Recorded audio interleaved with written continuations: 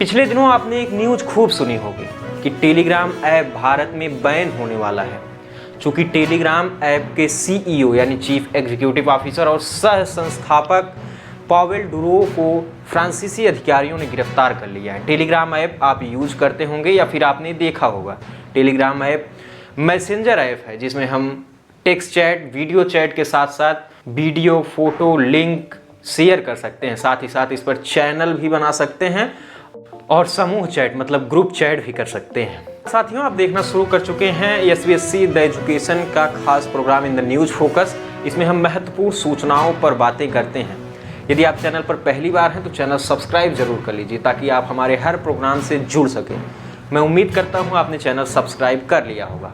आइए आगे चलते हैं। साथियों, आपने पिछले कुछ वर्षों से देखा होगा कि विश्व की बड़ी बड़ी कंपनियां देशों की सरकारों के साथ विवाद में बनी रहती हैं। टेलीग्राम का मामला उसका रीसेंट उदाहरण हो सकता है। पावेल डुरो को कथित तौर पर टेलीग्राम मॉडरेशन और पुलिस का सहयोग न करने के कारण गिरफ्तार किया गया है। सबसे पहले बात कर लेते हैं पावेल की। पावेल तब के यूएसएसआर और आज के रसिया में जन्मे थे। इन्होंने सेंट पीटर्सबर्ग विश्वविद्यालय से अपनी पढ़ाई पूरी की थी। पावेल ने आगे चलकर 2006 में वकोनटाकी नाम का एक ऐप निर्मित किया। ये ऐप फेसबुक का रूसी संस्करण समझ सकते हैं।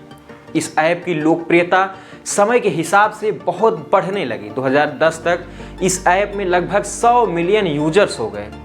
जब इस ऐप को इतनी लोकप्रियता मिलने लगी और इतने अधिक यूजर्स होने लगे, तब रूसी सरकार की नज़र को इस ऐप ने आकर्षित किया। इस ऐप की लोकप्रियता को देखते हुए रशियन अथॉरिटी ने ऐप की डेटा की मांग की। डुरो ने डेटा देने से इनकार कर दिया।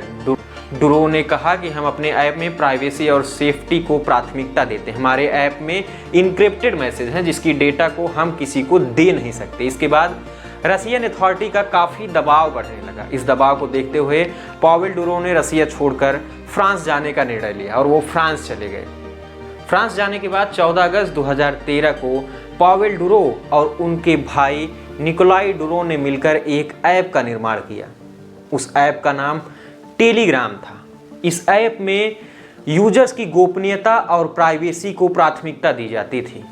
इस ऐप की खास बात है, इस ऐप में बड़े बड़े ग्रुप्स बनाए जा सकते हैं जिसमें लगभग 2 लाख सदस्यों को जोड़ा जा सकता है। इस ऐप की गोपनीयता और प्राइवेसी धीरे धीरे लोकप्रियता बटोरने लगी। आज के समय में इस ऐप पर लगभग 900 मिलियन यानी 90 करोड़ के करीब यूजर्स उपयोग कर रहे हैं। टेलीग्राम पर इनक्रिप्टेड टेक्नोलॉजी है जिसमें सेंडर और रिसीवर ही किसी मैसेज को पढ़ सकते हैं। यानी जो मैसेज सेंडर भेज रहा है उसे सिर्फ रिसीवर ही पढ़ सकता है जिसको वो मैसेज प्राप्त होगा।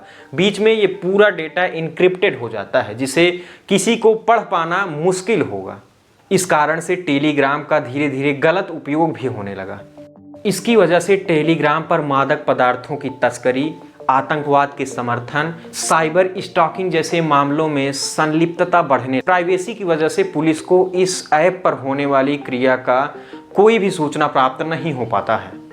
टेलीग्राम से किसी पब्लिक कंटेंट को हटाने के लिए एक नीति निर्धारित की गई है। उस पूरे प्रोसेस को पूरा करने के बाद कोई कंटेंट हटाया जा सकता है, लेकिन पावेल डुरो ने कहा है कि किसी भी राजनीतिक दबाव के कारण कोई कंटेंट नहीं हटाया जा सकता है। इससे किसी भी व्यक्ति के अभिव्यक्ति की स्वतंत्रता का हनन होगा। हम किसी भी स्थिति में अभिव्यक्ति की स्वतंत्रता को नुकसान नहीं पहुंचा सकते हैं। फ्रांस की सरकार का दबाव पावेल डुरो पर लगातार बढ़ता जा रहा था इस ऐप को लेकर और अंततः फ्रांसीसी अथॉरिटी ने पावेल को गिरफ्तार कर लिया है। अब इस पर मामला चल रहा है। अब इसमें देखने वाली बात है कि टेलीग्राम को लेकर भारत सरकार क्या कदम उठाने वाली है, क्या कदम उठाती है। उसको हम लोग जब भी कोई सूचना होगी तो उसकी चर्चा हम लोग जरूर करेंगे। तो ये सूचना थी। यदि आप चैनल पर पहली बार हैं तो चैनल सब्सक्राइब जरूर कर लीजिए। धन्यवाद।